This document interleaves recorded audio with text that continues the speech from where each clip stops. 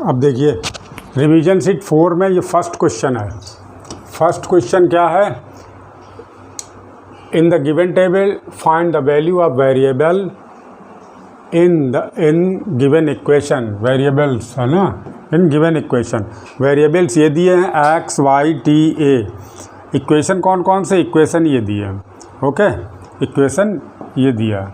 अब इसमें सब में x, इसमें x की वैल्यू फाइंड करनी, इस इक्वेशन में y की वैल्यू, इस इक्वेशन में t की, और इस इक्वेशन में a की वैल्यू फाइंड करनी है। तो सबसे पहले हम इसमें वैल्यू फाइंड करते हैं। ओके, पहले हम किस में वैल्यू फाइंड करते हैं, तो ये वाला लिख लिया फर्स्ट 5x प्लस, और ये ब्रैकेट ओपन करेंगे तो 3x minus 7 equal to 0।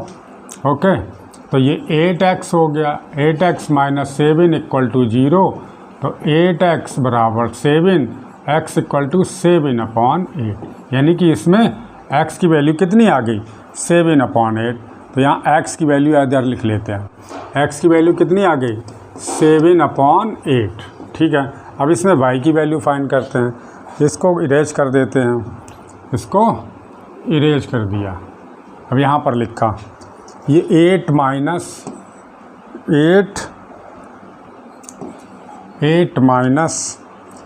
3y plus 4। अब माइनस बाहर लगा है ब्रैकेट के, तो अंदर के साइन चेंज हो जाएंगे, यानी कि 3y माइनस 4 इक्वल टू 0 हो जाएगा। ओके, अब देखिए माइनस वेरिएबल ये पास में ले आते हैं, 8 minus 4 minus 3y equal to 0 कर लिया। 8 माइनस 4 प्लस का 4 माइनस 3y इक्वल टू 0, तो minus 3y equal to minus 4 को दूसरी साइड में लेगा, तो यानी कि y equal to minus 4/-3। Value कितनी आई, 4/3 आ गई प्लस की। ये प्लस ये कट जाएंगे, कैंसिल हो जाएंगे, तो y की वैल्यू कितनी आ गई, y की वैल्यू आ गई 4/3 आ गई। इसमें हमने फाइंड कर ली y की वैल्यू। अब t की वैल्यू फाइंड करते हैं। ओके, t की वैल्यू फाइंड करने के लिए इसको इरेज कर दें। अब ये लिखते हैं 4t, अब थर्ड 4t प्लस 3 माइनस, अब अंदर के साइन चेंज हो जाएंगे, 3 माइनस फिर 2t plus 4 equal to 0। Clear, equal to 0 है ना। ये इसको ओपन कर दिया, इस स्मॉल ब्रैकेट को ओपन कर दिया। अब 4t प्लस, अब ये देखिए इसको भी ओपन कर दें, क्योंकि बाहर प्लस का साइन लगा है इस ब्रैकेट के बाहर, तो अंदर के साइन चेंज नहीं होंगे। तो 3 minus 2t plus 4 equal to 0। Clear, अब 2t, ये 4t, अब पास लिखते हैं 4t माइनस 2t, और ये 3 4 7 हो गए इक्वल टू 0। अब ये 2t होगा, 4t प्लस का माइनस का ये, तो प्लस के 2t बचे, प्लस 7 इक्वल टू 0, यानी कि 2t इक्वल टू माइनस 7, तो t equal to minus 7/2। Okay, minus 7/2 ये, तो t equal to t equal to कितना आया, माइनस 7/2, ये आ गया। अब नेक्स्ट देखते हैं, इसमें a की वैल्यू फाइंड करते हैं।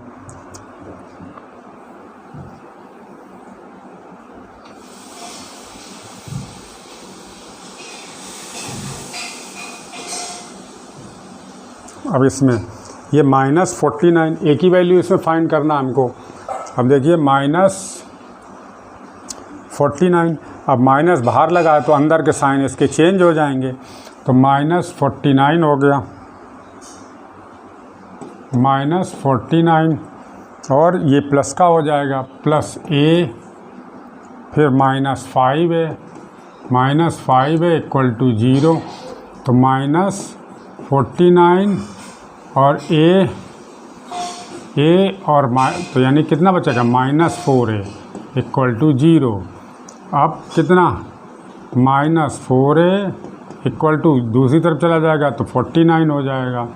तो 4a ओके। तो a इक्वल टू 49 अपॉन -4। अब ऐसे ही रखा रहने दो। a की वैल्यू कितनी आ गई माइनस और 49 अपॉन 4। तो ये हमारी सब वैल्यूज आ गई। a इक्वल टू कितना 49 अपॉन 4 ये, और ये माइनस का है ना, ये माइनस साइन लगा। तो ये हमारी चारों वैल्यू आ गई।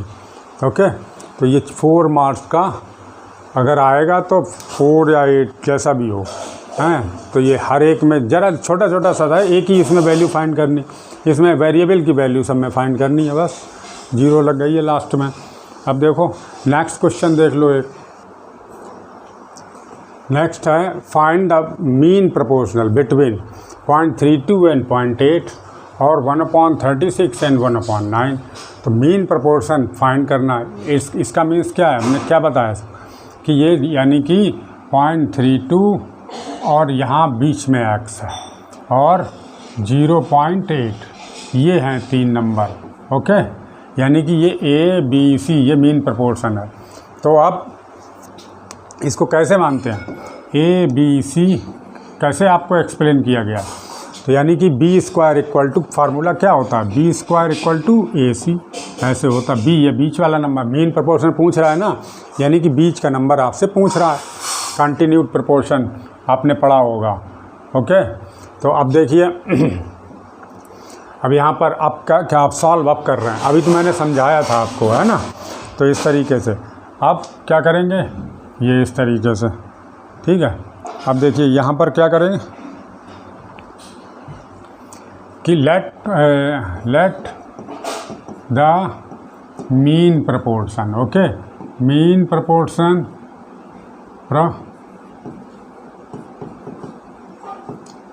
As be X, okay, X मान लिया।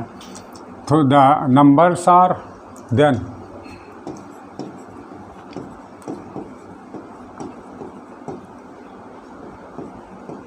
द नंबर्स आर कैसे होंगे 0.32 x और 0.8। अब B² इक्वल टू यानी कि बीच का नंबर इसका स्क्वायर, तो x² इक्वल टू इन दोनों का मल्टीप्लाई 0.32 इंटू 0.8। ओके, इन दोनों का मल्टीप्लाई करके रखिए।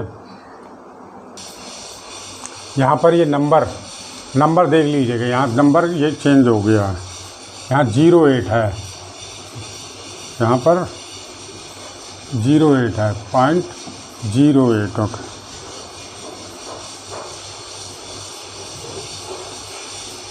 0.8 करना, यहाँ पर 0.8 करिएगा, ठीक है। यहाँ पर भी इरेज कर दें, यहाँ पर भी इरेज कर देंगे 0.8। क्लियर। अब देखिए इनका जब मल्टीप्लाई करेंगे तो एक 0 यहाँ पर आ जाएगा।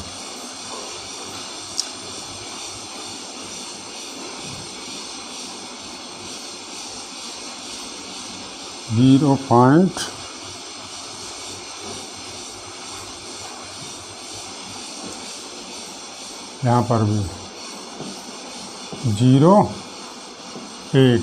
ओके, तो 0.0256 आ जाएगा।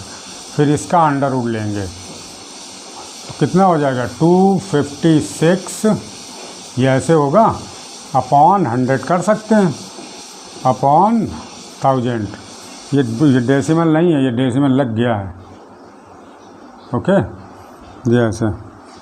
अब देखिए फिर अब कैसे करेंगे, अब देखिए ये कितना हो जाएगा 0.0256 है, 4 जीरोज हैं इसमें, तो 4 जीरोज नीचे लगा दिए और ये 256 बन गया। ये कितना अंडर रूट होता है, ये 16 का होता है, और यहाँ 100 हो जाएगा। ओके, तो 100 से डिवाइड हुआ 0.16, यानी कि x की वैल्यू कितनी होनी चाहिए एक्स की वैल्यू 0.16। तो फर्स्ट में तो हमें फाइंड हो गया 0.16। अब देखिए इसमें देखते हैं, इसमें भी मीन प्रोपोर्शन ही पूछा है। तो अब नेक्स्ट ये हो गया आपका।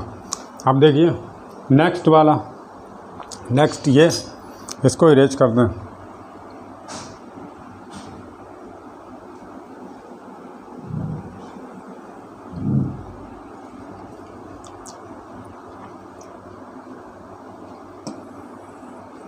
Late the mean proportion be X. Okay, तो इसमें एक्स सेकेंड वाले में, अब ये सेकेंड वाला एक्स अगर मान लेंगे तो नंबर्स क्या हो जाएंगे, देन द नंबर्स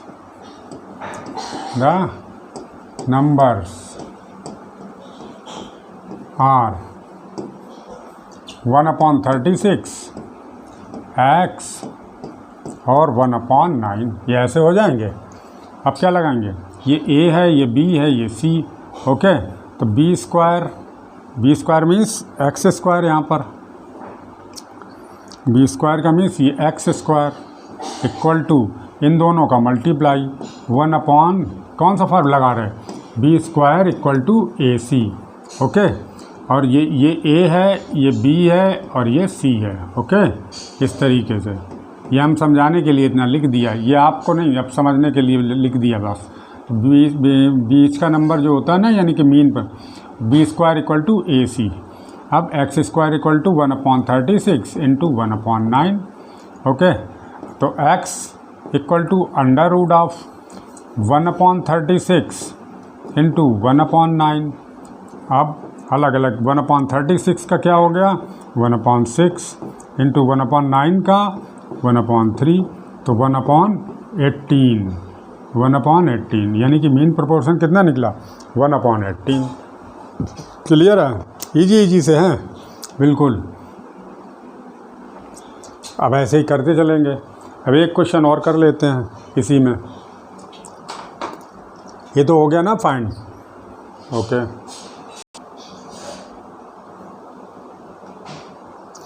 अब ये find the third proportion to, first है 32/16, बी 42.7।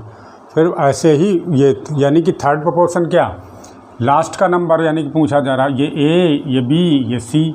अब इसमें भी वही लगाएंगे, B square equal to A सी। ये ए है, ये बी है, ये सी है। अब ये इस बार सी आपसे फाइंड करने को कहा गया।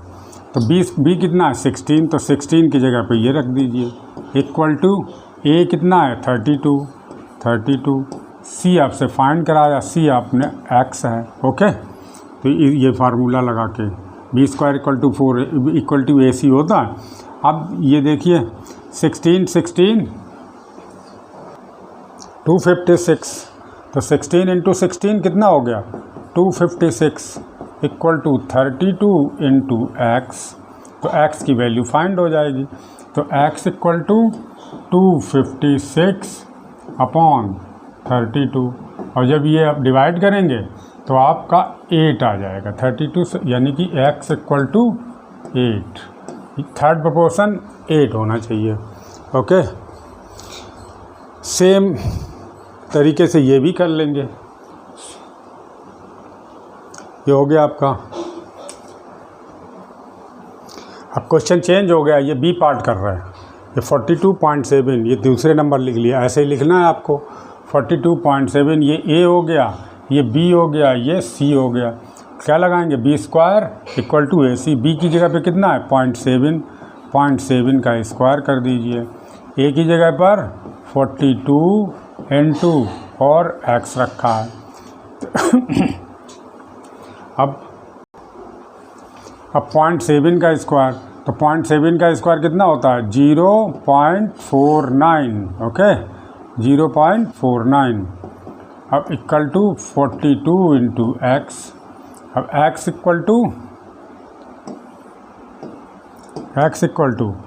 0.49/42। अब अगर इसको डिवाइड करेंगे,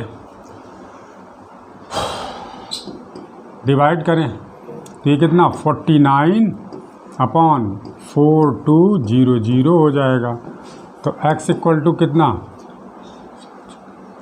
7 7 जा और 7 6 जा, ये हो गया, यानी कि 7/600 आ गया। x इक्वल टू, अब ये डेसिमल में आना चाहे तो डेसिमल में निकाल लो, ऐसे भी रख दोगे तो ऐसे भी आप रख देंगे तब भी कोई दिक्कत नहीं। x equal to 7/600। तो ये दोनों पार्ट आपके आ गए। ओके, नेक्स्ट आप खुद करिएगा। ओके।